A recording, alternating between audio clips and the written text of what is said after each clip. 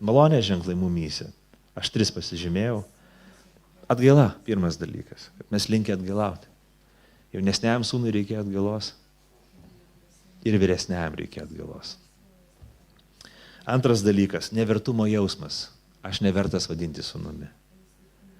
Ir bet koks Dievo pakvietimas, tai, kad jis man duoda duonos atpjauna, aš turėčiau būti dėkingas jam iki gyvenimo pabaigos. O tai, kad jis mane sūnum pavadina, tai yra neįtikėtina privilegija. Neįtikėtina privilegija. Neužsitarnaujama privilegija. Trečias dalykas, džiaugsmas dėl išgelbėtų, priimtų, tų, kurie patyrė atleidimą ir atstatytų žmonių. Džiaugsmas.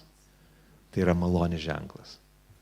Džiaugsmas mumyse, kai mes malonę pagimdo džiaugsmą, atneša džiaugsmą. Nes tai nenuopelnai. Dievas mane priėmė be jokių nuopelnų. Ir šitą priėma be jokių nuopelnų. Mane padarė sūnumi ir paveldėtoju. Ir ją padaro dukra ir paveldėtoja. Koks džiaugsmas. Kaip gerai. Dievas toks turtingas, jis turto turi visiems. Tiesiog džiaugsmas, džiaugsmas, džiaugsmas. Malonė visur atneša džiaugsmą. Bažnyčia yra džiaugsmo vieta.